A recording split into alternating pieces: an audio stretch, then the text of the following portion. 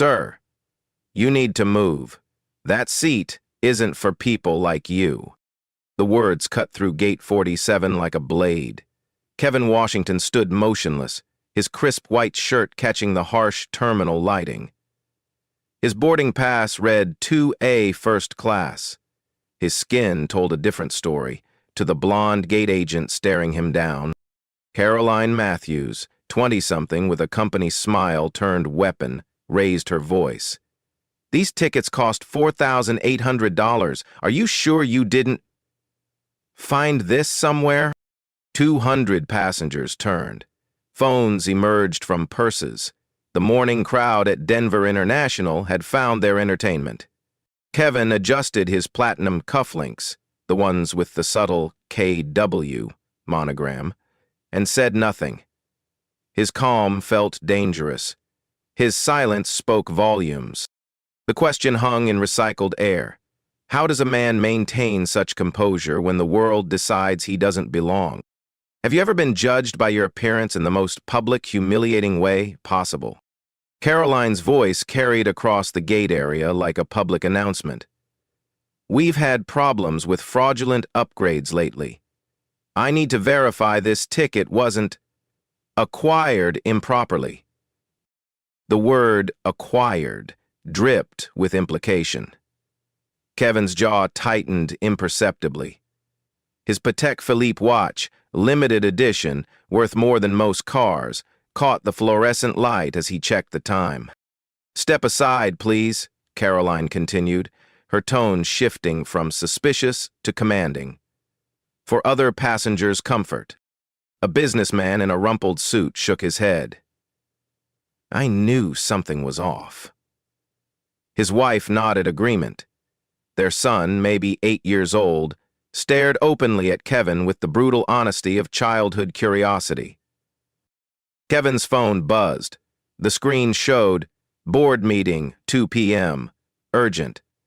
He declined the call without looking up. His leather portfolio, handcrafted, expensive, remained tucked under his arm like a shield. 7:00 a.m. 30 minutes to boarding. "Sir, are you listening?" Caroline's patience evaporated. "I asked you a question." Kevin's voice came low, measured. "I heard you."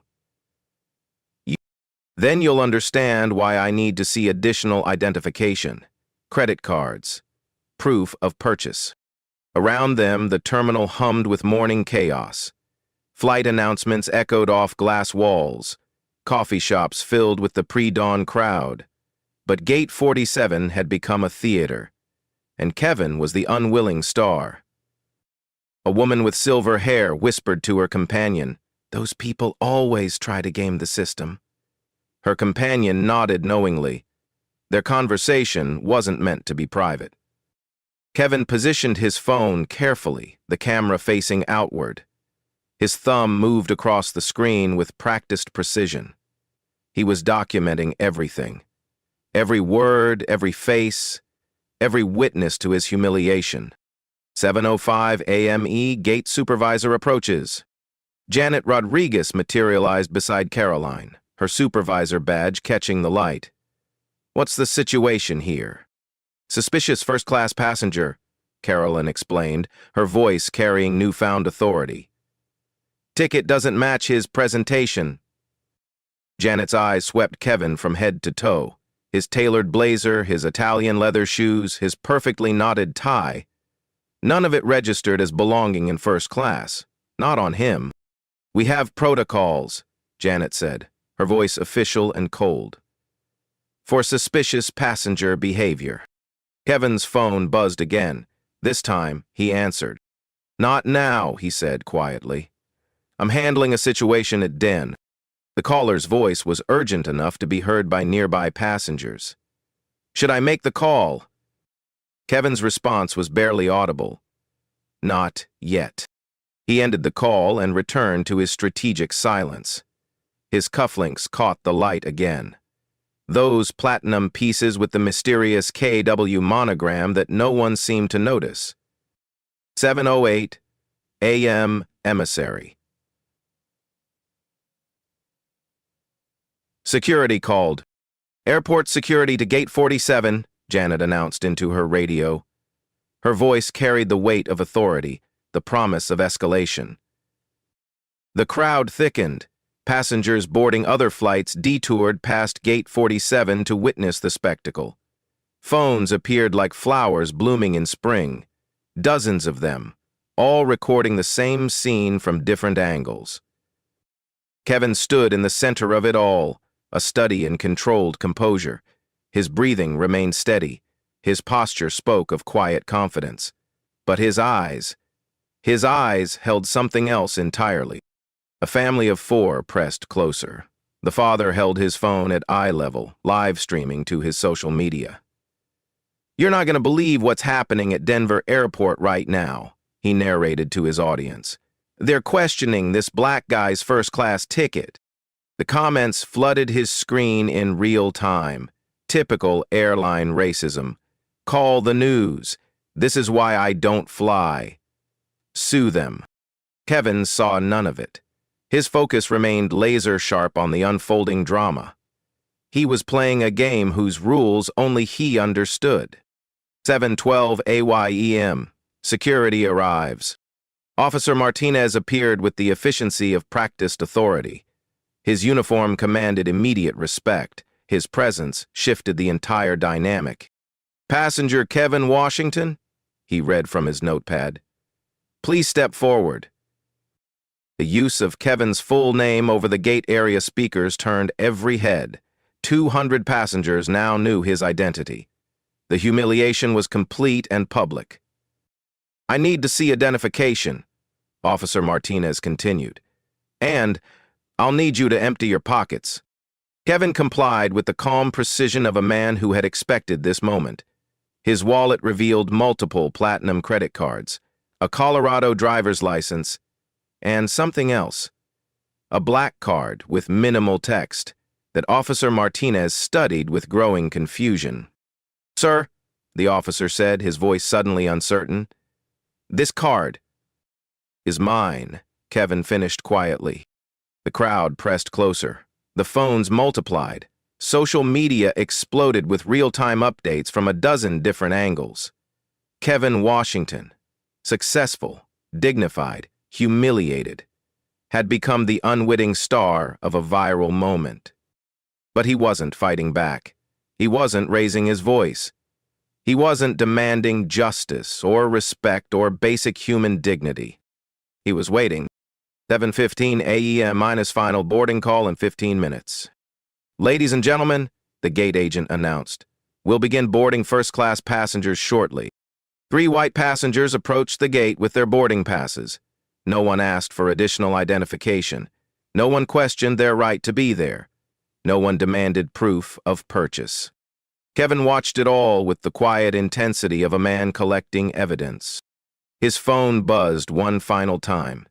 He glanced at the screen, then typed a single message: "Execute Protocol 7. The response came immediately. "Confirmed. Standing by." Kevin slipped the phone into his pocket and adjusted his cufflinks one last time.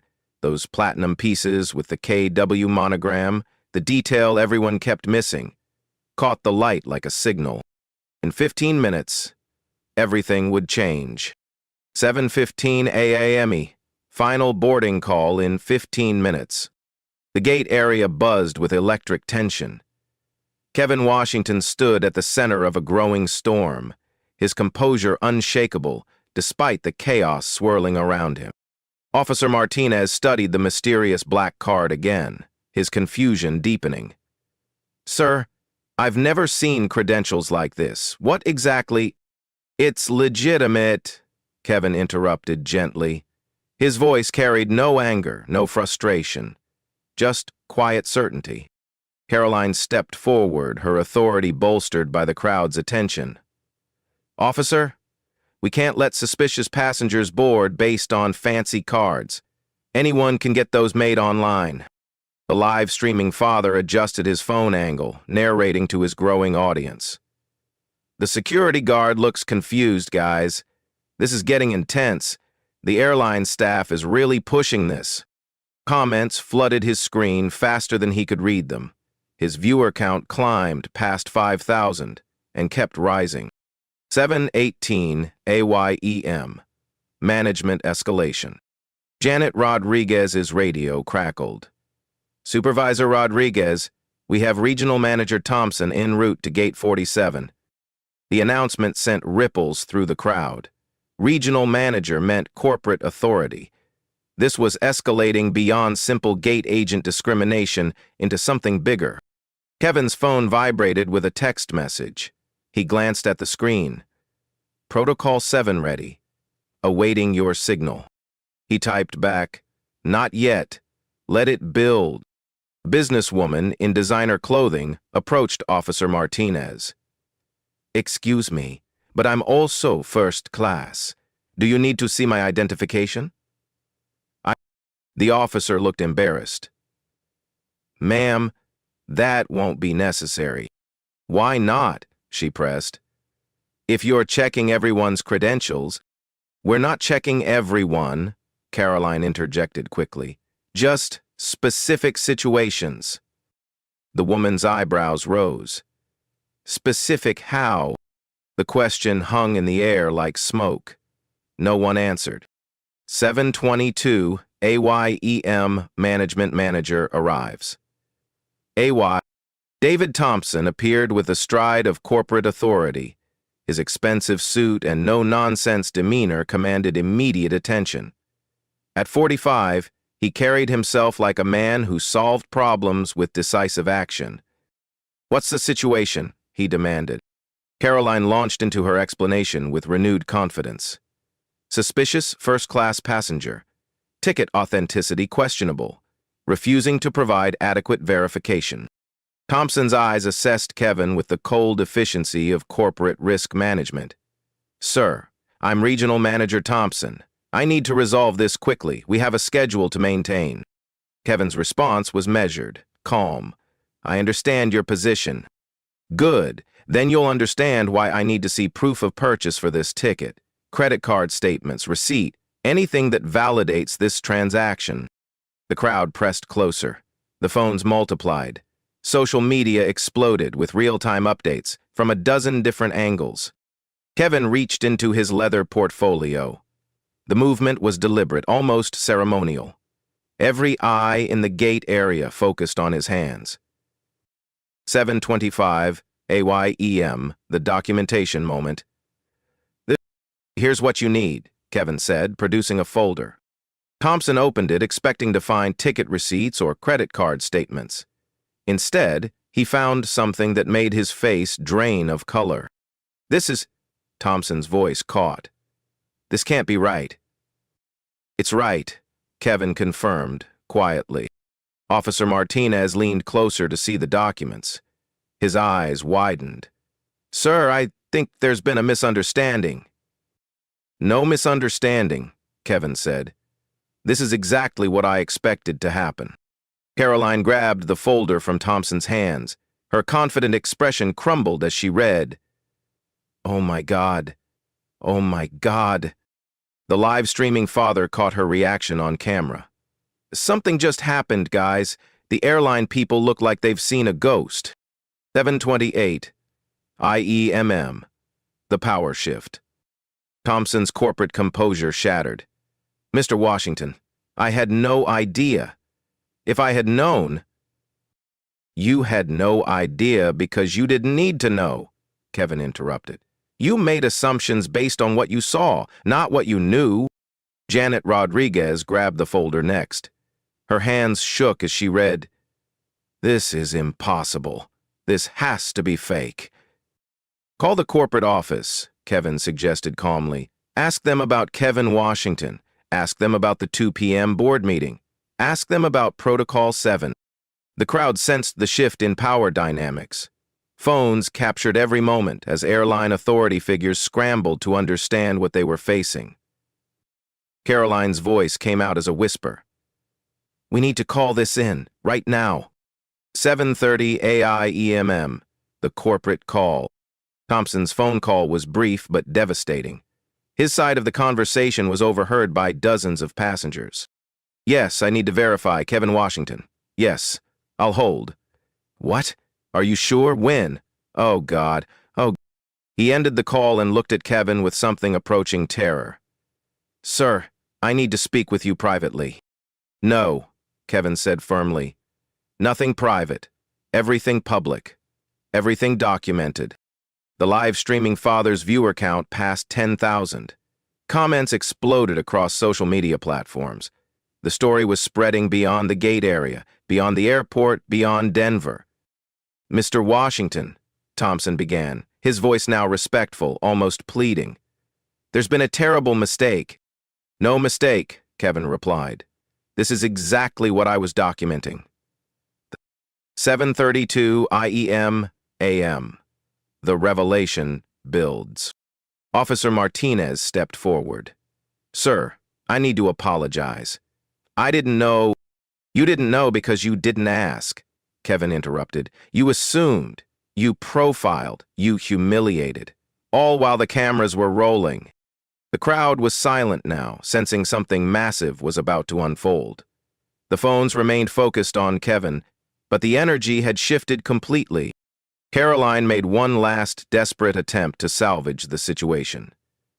If there's been a misunderstanding, we can resolve this quietly. No need for complication. Kevin's smile was cold and precise. Too late for quiet. This is public now. All of it. He pulled out his phone and sent a single text. Execute Protocol 7. Full deployment.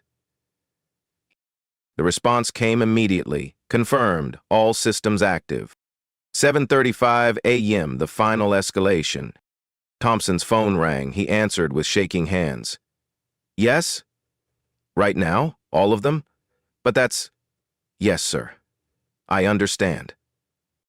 He ended the call and looked at Kevin with complete defeat. Mr. Washington, I've been instructed to provide you with full cooperation, whatever you need.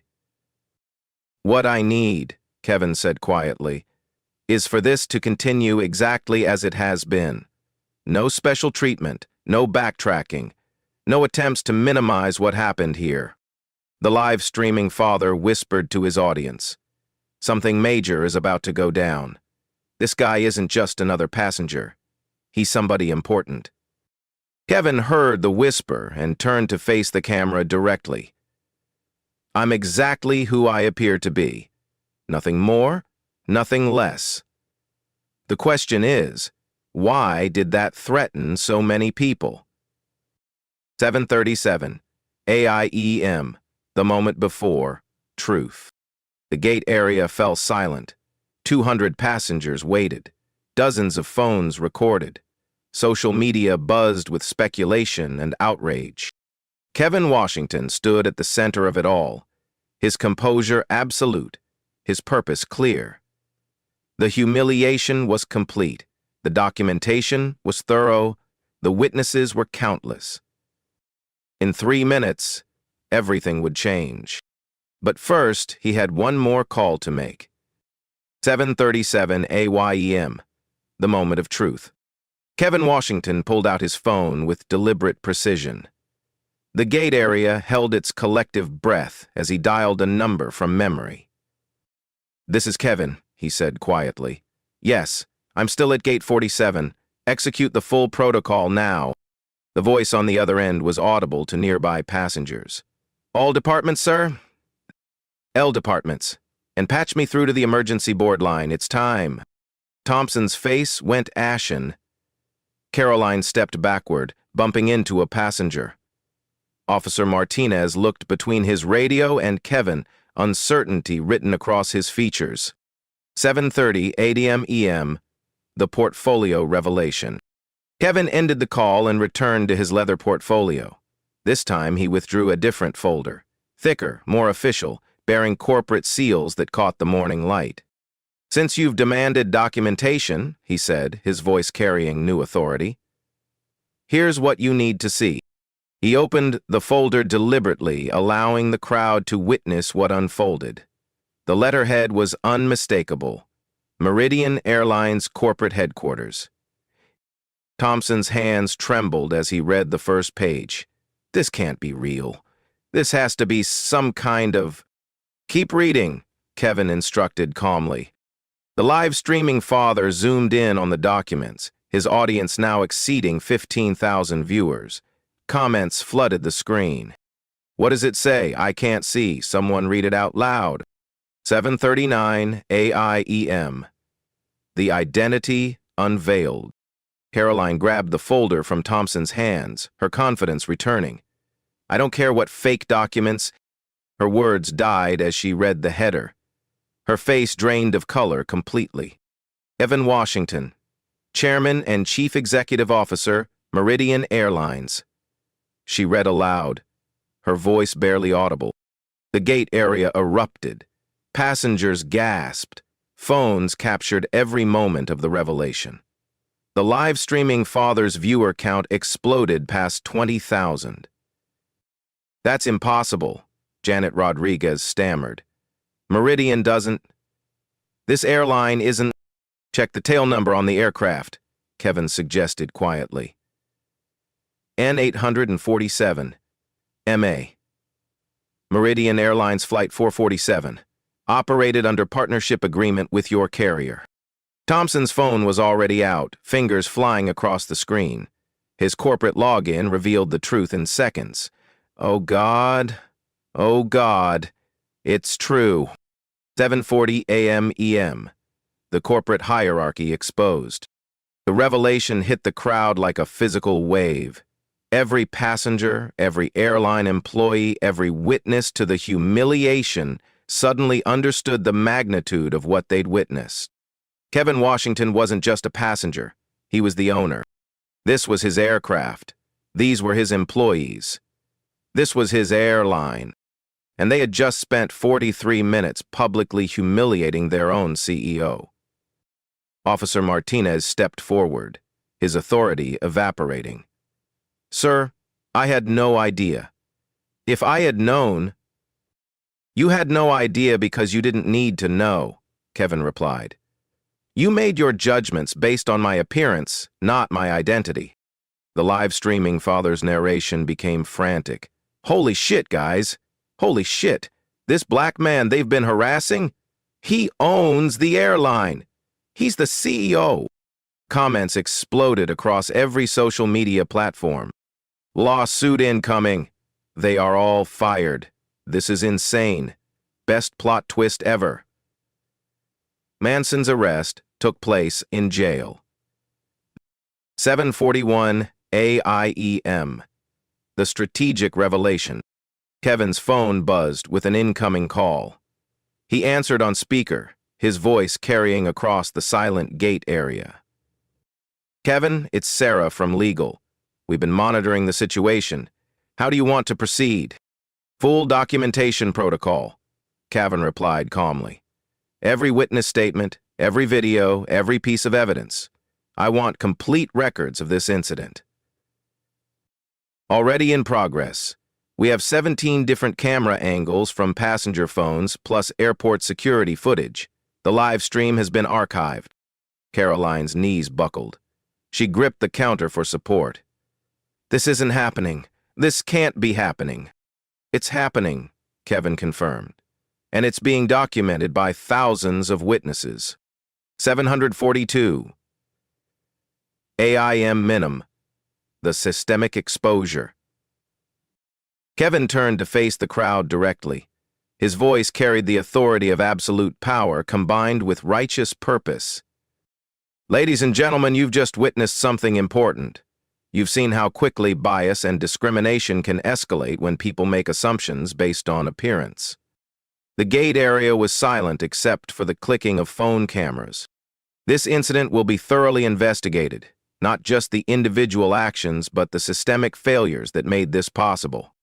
Thompson fell into a chair, his career flashing before his eyes. Mr. Washington, please, there has to be a way to resolve this quietly. Quietly? Kevin's eyebrows rose. You mean like how you handled the last 43 minutes? Quietly? 7:43 a.m. EM. The evidence compilation. Kevin's phone buzzed with another call. He answered immediately. Kevin, it's Michael from Communications. The story's already trending on 6 platforms. Meridian CEO is #1 trending on Twitter. The footage is everywhere. Expected, Kevin replied. How many views? Combined across all platforms? Over 2 million and climbing. This is going global. Caroline began crying. Not tears of remorse, but tears of self-preservation. I didn't know. I was just doing my job. Your job, Kevin said quietly, was to treat passengers with dignity and respect. Your job was to check tickets, not judge worthiness. 7:44 a.m.e.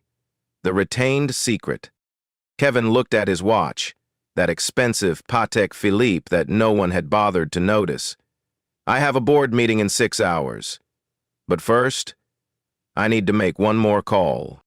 He dialed a number, putting the phone on speaker again. This is Kevin. Initiate Code Red protocol. I want every department head in Conference Room A in exactly 4 hours. Code Red confirmed, came the response. All senior management will be present. Good. And patch me through to the Federal Aviation Administration liaison. We need to discuss some regulatory compliance issues. Thompson's face went gray. FAA? Mr. Washington, surely we can handle this internally. Can we? Kevin asked. Because from where I'm standing, this looks like a systemic failure that requires federal oversight. 7:45 a.m. The power revelation. The crowd pressed closer as Kevin continued his methodical demolition of the airline's authority structure. You see, he explained to the captivated audience, this isn't just about one incident. This is about a pattern of behavior that's been documented and reported multiple times. He pulled out his phone and scrolled through files. Gate Agent Matthews has 17 formal complaints filed against her in the past 18 months, all involving passengers of color, all dismissed by management. Caroline's crying intensified. Those complaints were unfounded. I was just following procedures. Procedures that I never authorized, Kevin replied. Procedures that violate federal anti-discrimination laws. 7:46 a.m. Eastern. The ultimate reveal. Kevin's phone rang one final time. He answered with the calm of a man who had orchestrated every moment of this encounter. Kevin, it's the board secretary. Emergency session is confirmed. All members are standing by. Good. And Sarah? Yes, sir? Make sure the press office is ready. We'll be issuing a statement within the hour. The live streaming father's audience had exploded to over 50,000 viewers. His narration was breathless. This is the most insane thing I've ever witnessed. The CEO of the airline was discriminated against by his own employees, and now he's systematically destroying their careers in real time. 7:47 a.m. The final power play. Kevin closed his portfolio and adjusted his cufflinks one last time. Those platinum pieces with the KW monogram, Kevin Washington, finally made sense to everyone watching. Ladies and gentlemen, he addressed the crowd, you've participated in something historic today. You've documented institutional racism in real time. You've provided evidence that will create lasting change. He turned to Thompson, Caroline, and the assembled airline staff. You have 1 hour to prepare your statements. Legal will be in touch shortly. The power dynamic had shifted completely. The man they'd humiliated now held absolute authority over their futures. But Kevin Washington wasn't finished. As he walked toward the first-class boarding line, where he had always belonged, he made one final call. This is Kevin. Execute the full corporate review. I want every customer service interaction from the past 6 months analyzed. Every complaint, every incident, every moment where someone might have felt what I felt today. Understood, sir. Full systemic audit? Full systemic audit. And schedule a press conference for this afternoon. It's time the world knew what really happened at Gate 47.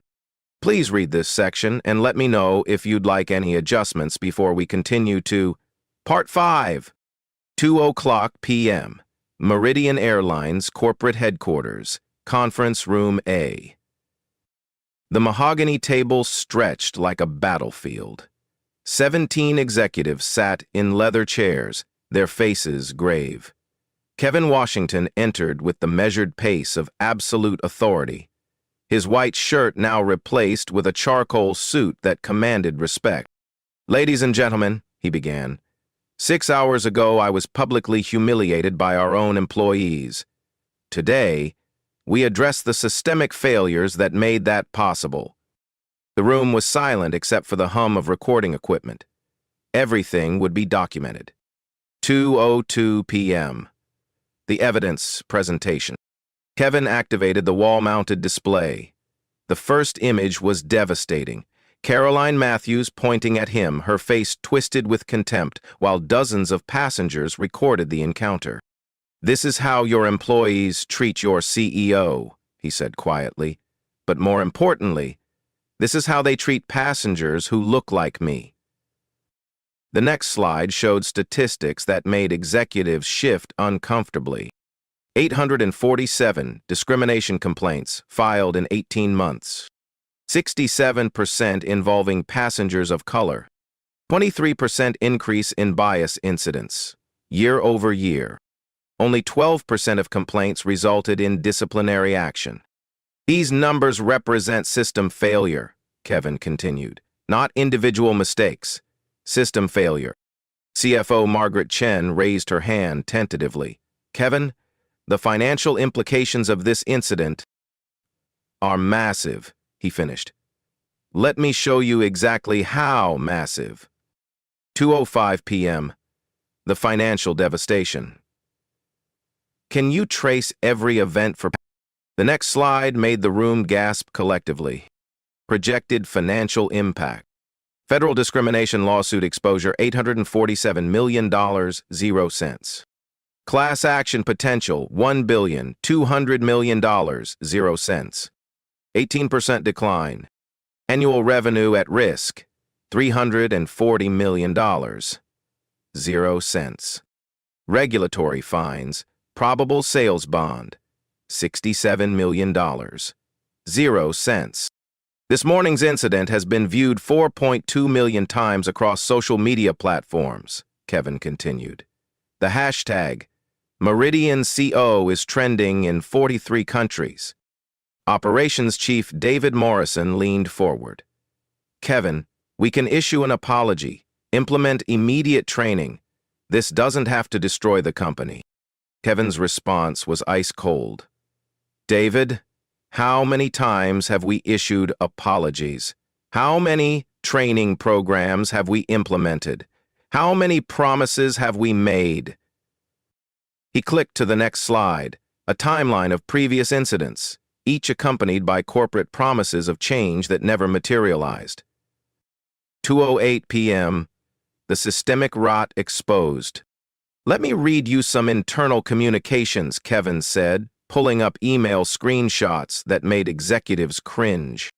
From gate supervisor Janet Rodriguez to regional manager Thompson. "Need to watch these upgrade passengers more carefully. You know the type." From Caroline Matthews to colleague. "Another suspicious first class. I swear they're getting bolder with these scams." From training director Lisa Park. "Discrimination training can be reduced to online modules. Most gate agents won't need the full program." The room was deadly quiet. Legal counsel Sarah Mitchell spoke first. "Kevin, these communications create massive liability. If they're discovered in litigation..." "They've already been discovered," Kevin replied, "by our own investigation. Every email, every text, every casual conversation that created this culture of bias." 2:12 p.m. The ultimatum. Kevin stood at the head of the table, his presence commanding absolute attention. "Here's what's going to happen. Today. Not tomorrow, not next week. Today." The executives leaned forward, knowing their careers hung in the balance. First, Caroline Matthews, Janet Rodriguez, and David Thompson are terminated immediately. Full termination, no severance, permanent industry blacklisting. Kevin? HR Director Patricia Williams interjected. The legal ramifications of immediate termination without are minimal compared to keeping employees who create federal liability, Kevin cut her off. They're gone, non-negotiable. 2:15 p.m. The corporate overhaul. Kevin clicked to his reform presentation, each slide more comprehensive than the last. Second, every customer-facing employee, all 14,000 of them, will complete mandatory 40-hour bias elimination training within 60 days.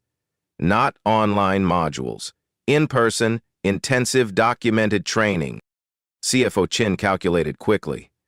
Kevin, that's 560,000 training hours. The cost alone, $57 million, Kevin finished. Less than we'll pay in a single discrimination settlement. Third, we're implementing real-time bias detection technology.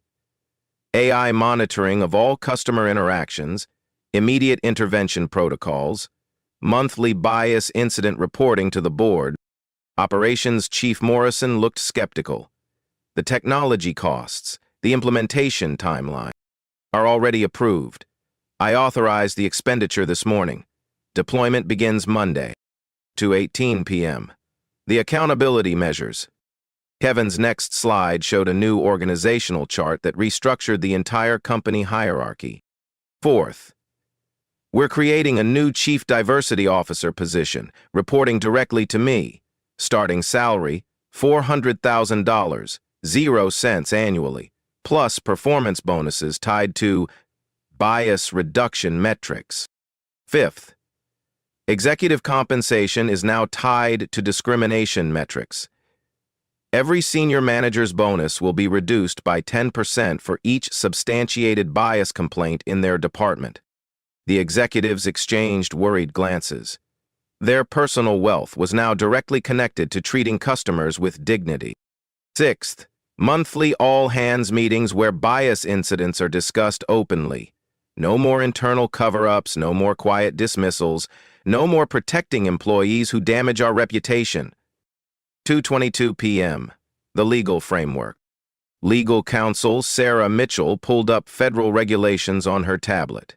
Kevin, we need to discuss compliance requirements. The FAA has specific guidelines about discrimination reporting. Already handled, Kevin replied. I spoke with FAA Administrator Patricia Johnson an hour ago. We're implementing voluntary enhanced reporting that exceeds federal requirements. What does that mean? She asked nervously. It means every bias incident gets reported to federal authorities within 24 hours. Every complaint, every investigation, every resolution. Complete transparency. The room absorbed the magnitude of this commitment. No other airline in the industry maintains such stringent self-reporting standards. 2:25 p.m. The industry precedent. Kevin activated the conference room's video connection. I've invited some observers to this meeting. 3 screens came alive, showing executives from competing airlines who had been watching the morning's incident unfold across social media. Ladies and gentlemen, meet the leadership teams from United, Delta, and American Airlines. They're here because what happened today affects the entire industry. United's CEO spoke first. Kevin, the video this morning was disturbing, but industry-wide changes based on one incident. Your incentive? Kevin's voice carried dangerous quiet. Sarah, show them the compilation. Legal counsel Mitchell activated a presentation showing discrimination incidents across all major carriers over the past 2 years. The evidence was overwhelming and systemic. This isn't one incident, Kevin continued. This is an industry crisis that I'm going to solve, starting with my own company. 2:28 p.m. The competitive advantage. Here's what you don't understand. Kevin addressed both his executives and the competing airline leaders. Dignity isn't just moral imperative, it's competitive advantage. He clicked to market research data that made everyone lean forward. 73% of travelers avoid airlines with discrimination controversies. $2,400,000,000, 0 cents in annual revenue lost to bias boycotts. 89% of passengers willing to pay premium for guaranteed dignity service.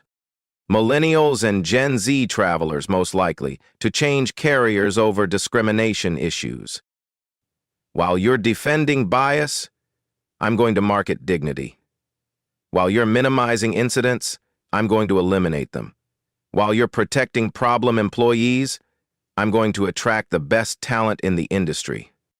2:30 p.m., the final ultimatum. Kevin stood and addressed his executive team with the authority of absolute power. You have 48 hours to decide if you want to be part of this transformation or obstacles to it. Anyone who questions these changes, delays implementation, or attempts to minimize this incident will be replaced immediately. The choice is simple: lead this change or be replaced by people who will. He gathered his materials and walked toward the door, then paused. Final thought. This morning, I was humiliated by my own employees in front of millions of witnesses. But I'm not doing this for revenge. I'm doing this because no passenger ever again should feel what I felt at Gate 47.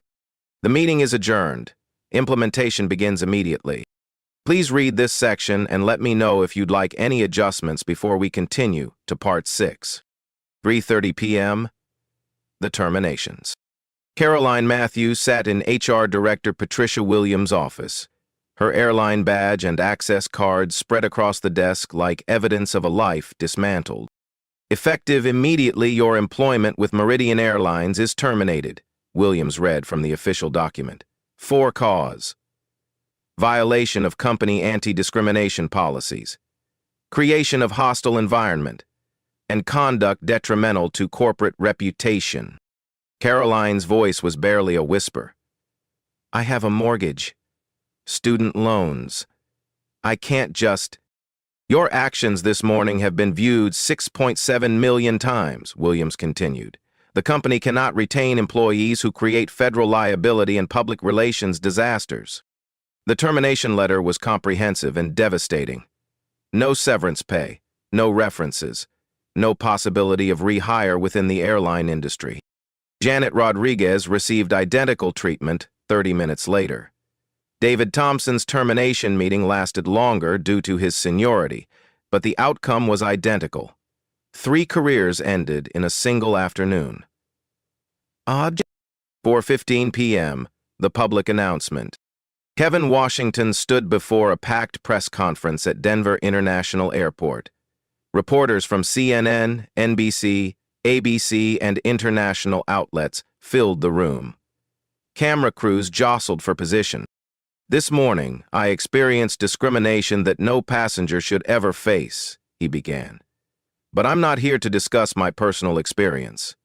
I'm here to announce systemic changes that will prevent this from happening to anyone else. He outlined the comprehensive reform package with precision. Effective immediately, Meridian Airlines is implementing the most aggressive anti-discrimination program in aviation history. $57 million in bias elimination training, real-time AI monitoring of customer interactions, executive compensation tied to dignity metrics. A reporter from the Washington Post raised her hand. Mr. Washington, critics might say you're overreacting to a single incident. Ma'am, let me show you why this isn't overreaction. It's overdue. 4:20 p.m. The data revelation. Kevin activated the presentation screen behind him. The statistics were devastating. 847 discrimination complaints filed against Meridian in 18 months. 1,247 complaints filed against all major carriers combined. Average resolution time, 147 days. Percentage resulting in meaningful change, 7%. These numbers represent systematic failure across the entire industry, Kevin continued. Today, that changes. A CNN reporter leaned forward. What makes you think your reforms will succeed where others have failed? Because I experienced the problem firsthand. Because I documented it thoroughly.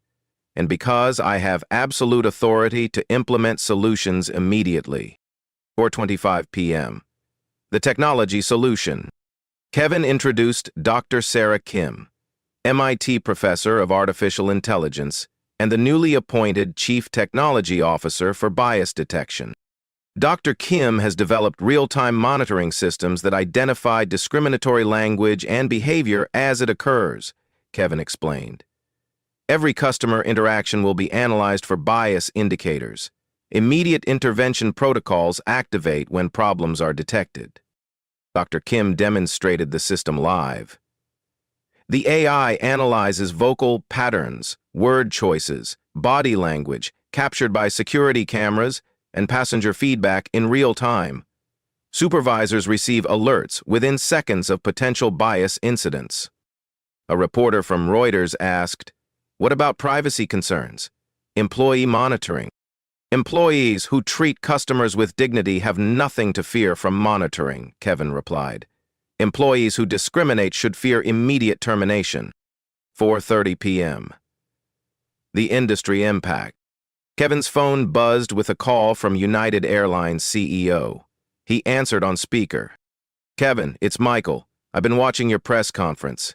United wants to license your bias detection technology." "That's encouraging, Michael. What prompted this sudden interest in dignity?" "Our stock dropped 4% this afternoon. Investors are nervous about discrimination liability across the entire industry." Kevin smiled. "Market forces are powerful motivators for moral behavior." Delta's CEO called minutes later with a similar request. Then American Airlines. The entire industry was scrambling to avoid being left behind in the dignity revolution. 4:35 p.m. The employee response. Kevin's phone displayed real-time employee feedback from Meridian's internal communications system. From pilot Maria Santos. "Finally, leadership that matches our values." From gate agent Jerome Williams. "Proud to work for a company that takes discrimination seriously." From flight attendant Lisa Chen. "This is why I chose Meridian. Thank you for protecting all of us." Not every response was positive. Some employees questioned the overreaction and worried about excessive monitoring. Those responses were noted and flagged for additional training. 4:40 p.m. The passenger impact. The live streaming father from Gate 47, Marcus Johnson, joined the press conference via video link. His morning footage had sparked the global conversation. "Mr. Washington, I recorded your humiliation this morning because it was wrong, but I never expected it would lead to industry-wide change." "Marcus, your documentation was crucial. Without witnesses, discrimination often gets dismissed or minimized. You ensured that couldn't happen." Marcus continued. "My daughter asked me why those people were mean to you. I didn't have a good answer. Now I can tell her that sometimes bad things lead to important changes." 4:45 p.m. The financial vindication. CFO Margaret Chen provided real-time market analysis. Despite initial concerns about reform costs, Meridian's stock has risen 12% since the morning incident. Investors are responding positively to proactive discrimination prevention. "The market recognizes that dignity is profitable," Kevin observed. "Companies that treat customers fairly outperform companies that defend bias."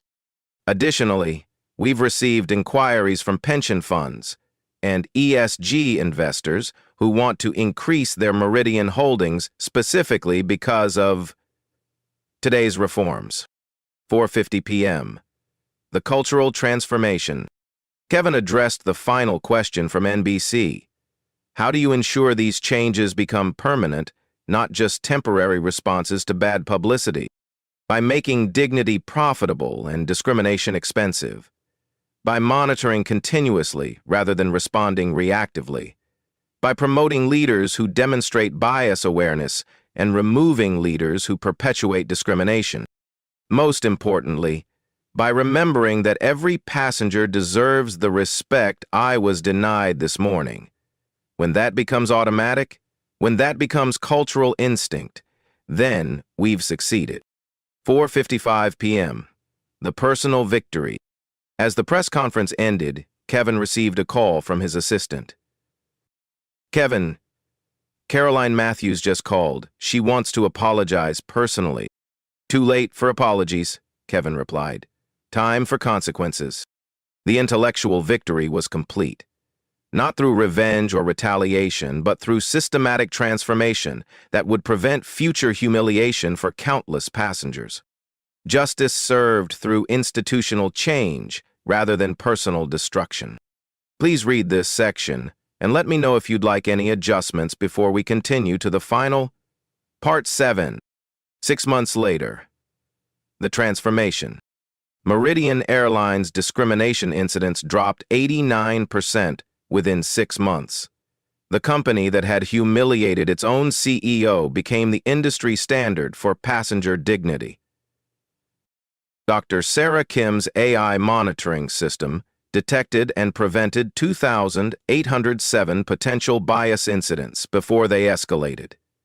Other airlines licensed the technology, creating industry-wide improvement. What started as one man's humiliation became aviation's dignity. Revolution. Kevin Washington's morning at Gate 47 sparked congressional hearings on airline discrimination. The Department of Transportation implemented new federal requirements based on Meridian's voluntary standards. An industry changed because one man refused to accept injustice quietly. The individual consequences. Caroline Matthews never worked in aviation again. Her termination for discrimination became public record, searchable by any potential employer. The career she built through bias ended in a single morning. She attempted to sue for wrongful termination. The lawsuit was dismissed when courts reviewed the documented evidence of her discriminatory behavior. The judge noted that employees who create federal liability cannot claim wrongful termination protection. Jeanette Rodriguez faced similar consequences. David Thompson lost his executive position and struggled to find comparable employment. Their careers ended not through vindictive revenge, but through natural consequences of documented discrimination. The corporate legacy. Meridian Airlines became the most diverse major carrier in America. Employee satisfaction scores reached industry highs. Customer loyalty increased 34%. Stock price rose 67% over 6 months. Kevin's reforms attracted top talent from competitors. Pilots, flight attendants, and executives sought positions at the airline that prioritized dignity over bias. Market forces rewarded moral leadership. Sam Meachimo's granddaughter, Lucille, expected moral leadership. The company's bias prevention program became a Harvard Business School case study. Kevin lectured at universities about transforming humiliation into systematic change. His story inspired leaders across industries to examine their own discriminatory practices. The social impact. Marcus Johnson's live stream footage became part of civil rights curriculum in schools nationwide. Students studied how modern technology documents discrimination and creates accountability. The hashtag Meridian CEO evolved into Dignity First, a movement encouraging passengers to document and report bias incidents across all service industries. Hotels, restaurants, and retail chains implemented similar monitoring systems. Kevin received the NAACP Corporate Leadership Award for advancing civil rights through business transformation. The ceremony honored not his individual success, but his systematic approach to eliminating institutional bias. The personal growth.